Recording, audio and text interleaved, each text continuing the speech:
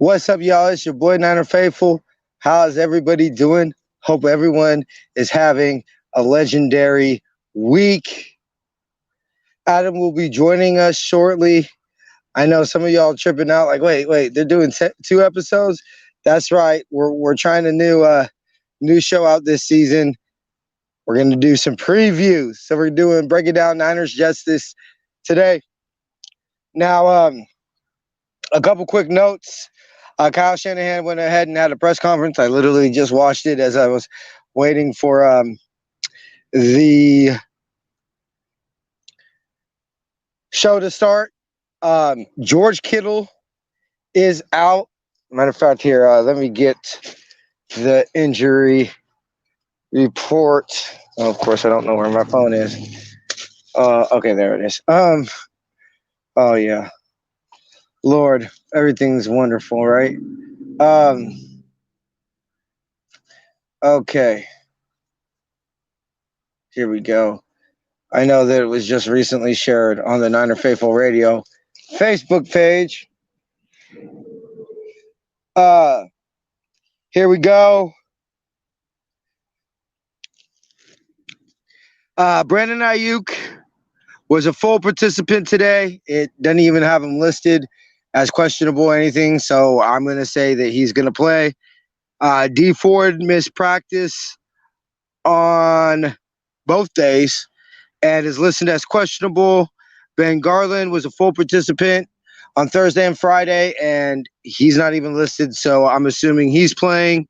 George Kittle is out, and cornerback Jason Verrett is out, and Ahkello Witherspoon was a full participant in today's practice, and John Lynch came on KMBR this morning and said that he is a go for Sunday. Yeah, of course. Everybody say hello to my Empire Mama. Hi, Mama. Yeah, I know. Definitely, I think that Kittle's not playing because it's the Jets, and I believe that the team believes that he's better served staying in the Bay Area this weekend to go through some rehab and some rest, and he will be meeting the team out in West Virginia next week. In case anybody didn't know, the Niners will be continuing the tradition that was started by Jim Harbaugh, and they will be staying on the East Coast between their back-to-back East Coast trips in the Greenbrier in West Virginia. We all know what happened on Sunday. We all know the disappointment that was in there. But I know Adam and I on Tuesday were very, very confident, and my confidence remains the same. Look, this is a get-right game, and if we don't walk out of here with a dub, we got some big concerns as far as our Super Bowl aspirations. Not necessarily so much like, oh, the season's. What's up, Jason? How you doing, brother? Bang bang. It's look, it's not this guy's fault. It's just it's so hard to climb out of a 0-2 hole, especially if all teams win in the division like they did last week. Then, being down 0-2, which is a good idea to keep their body clock in sync with the Eastern time zone. Yes, Mama, I really do think. I mean, honestly, I'm surprised more West Coast teams don't do it. I mean, to me, it makes the biggest sense. Obviously, the travel is not fun. And obviously, I've come to find out that now I never had to get up at a particular time when I stayed on the East Coast, or I shouldn't say the East Coast, but the Eastern time zone. I never had to get up super early, so it isn't a problem I'm fully know of. But let's be real: if you have to get up at 7 a.m. for a 10 o'clock game, that's them getting up at 7 a.m. That's not them getting up at 10 a.m. So obviously, that we are staying out there to A, get our body clocks adjusted, B, to lack travel, but also I think what's not being talked about is this team really hasn't practiced.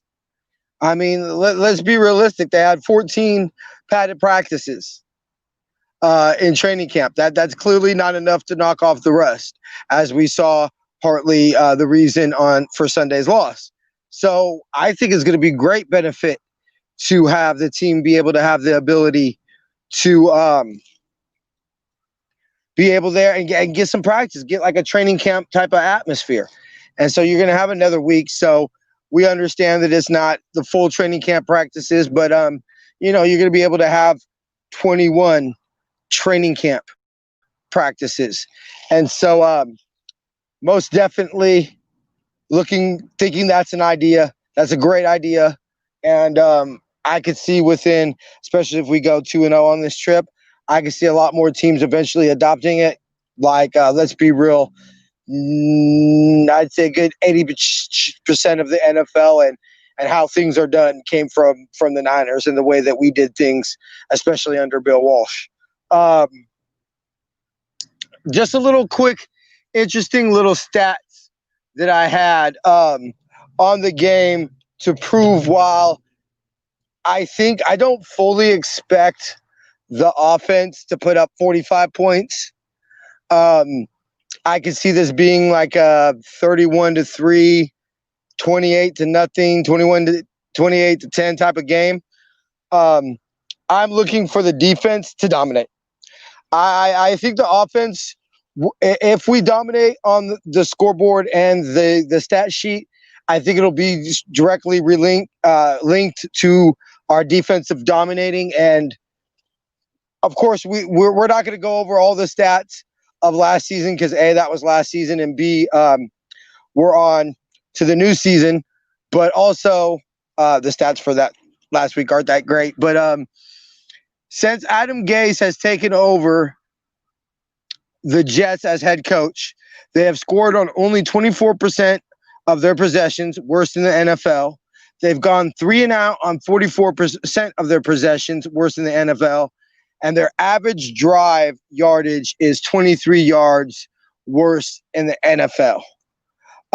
If that, to me, doesn't spell a get-right game for the defense, then let's be real, no game is going to be a get-right game for the defense. We all know that Frank Gore, Frankie Gangsta, Frankie G, the inconvenient truth, Frank the Tank, whatever you want to call him, the GOAT. I think that we can start calling him the GOAT now. He's, I don't think, the greatest running back of all time, but he's definitely the greatest Niner running back of all time. I don't even know the abbreviations for greatest Niner running back of all time. Maybe somebody can figure that out and put it in the comments. But let me see. We got Adam on here yet? Nope, no Adam. Something tells me that he's not gonna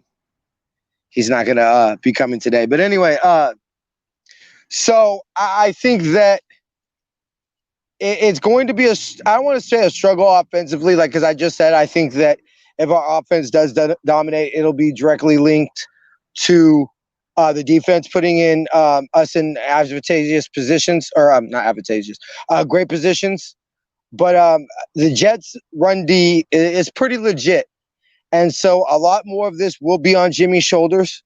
I'm going to hope that we run the ball, and we'll get more into that during our keys to the game segment. But I think that definitely we need to look at Brandon Ayuk. I don't want to expect too big of a game from him being his first game, but you know what, Brandon? You're a first-round pick. You know what? I'm not expecting you to be Jerry Rice. I'm not expecting you to do what Deebo Samuel did, especially considering Deebo didn't get off to the world's greatest start. But I am expecting him to come in and be productive and to show that he is one of our best 2 receivers on the team. Mohamed Sanu, I don't expect a 12 catches, 100-yard game from him. But, I want him to be a security blanket for Jimmy. I want him when things go off track and Jimmy needs to get the ball out of his hand to avoid an interception, a sack, a fumble, a hit, whatever it is. I want Mohamed Sanu to be the player that he can throw the ball to and rely on. I don't think he'll be as productive as Emmanuel Sanders, but almost like Emmanuel Sanders, how you saw that immediately Jimmy looked at him as a safety blanket, trusted him with his veteran presence. I think that's the type of role that we can see Mohamed Sanu play with the Niners this season. Um, Unfortunately, literally, we just hit the end button on last episode. As I literally looked down at my phone and saw that people were blowing me up, trying to get me to make the announcement that Mohamed Sanu had joined the Niners. So I think this is definitely a get right game for the Niners. We love you, Frankie G. We're going to go ahead and give you our 5 keys to the game. Key number 1. These are in no particular order. Commit to the run. The Niners, I think, did a pretty decent job of running the football. Matter of fact, a pretty good job of running the football. I think they just went away from it last week way too early, especially considering that we led, albeit by only 1 score majority of the game, but we led majority of the game. So there was no reason to get away from the run game, especially with some of the success that we had and keeping Kyler Murray off the field. As we all know, the best way to stop any offense is to simply just run the ball and keep them off the field. Key number 2, third down. The Niners, the Cardinals were 7 of 14 last week, 50% on third down. The Niners were 2 of 11. I don't know what percentage that is, but that is horrible. The defense had played, let's put it this way. I read a stat somewhere that I believe it was the 4 games the Niners had lost all last season. The defense played at least, I believe it was 70 snaps. So I don't think that's a coincidence. You see our defense get tired. We need to run the ball to keep and convert on third downs to keep the defense off the field and keep the offense on the field so we can go ahead and grind out that clock. I think the key to this game is going to be let's get up by 2 scores, maybe even 3 scores, and let's take the air out of the football and get out of there healthy. Key number 4. Key number 4 is stop Frank Gore. I love you, Frankie Gangsta. You are one of my all-time favorite Niners. You are, matter of fact, the only Niner player I actually have a poster of. You're Frankie Gangsta. You're the greatest Niner running back in team history, and I remember the day we drafted you. But I feel that leading into our last key that I won't give away, but this is one of the only ways that the Niners can lose this game is if Frank Gore goes off and the Niners just don't have enough possessions to be able to score enough points to win this game. So we all know that Frank Gore can go off at any time. I watched this man go off for 200, and I believe it was 12 yards against the Seahawks. So Frank Gore is capable of it. I know he's 37 years old and played more games than any running back in NFL history. But, I don't ever question what number 21 can do. Key number 5, do not turn the ball over. That is going to be the only main reason the Niners, because I think that there could be scenarios where Frank Gore goes off, but the Niners still win this game. But there is no scenario where the Niners lose the turnover battle and we win this game. We just can't be giving the football away. That's how teams stick around, and this is the NFL any given Sunday. And as we saw with the Cardinals, the Falcons, many times you keep teams around, they can make plays and they can win games. And all it takes is, if it's a 1-score game, it only takes 1 score. Hey, fluke things happen all the time. That football is oblong. It bounces weird ways. We're going to go ahead and end it right there. I'd like to appreciate everybody for listening to our first ever Niners preview. Also want to remind everybody to come check us out on Facebook this week, as we will be going live on Facebook at pregame, halftime, and post game. Also, make sure to get your Niner Revenge Tour 2020 gear, as well as your Niner Faithful Radio merchandise, as well as any products from the 49ers team store available at ninerfaithfulradio.com/shop. Hopefully, here's to a Victory Monday coming up soon. I shall see y'all then. Faith, love, and happiness. Go Niners.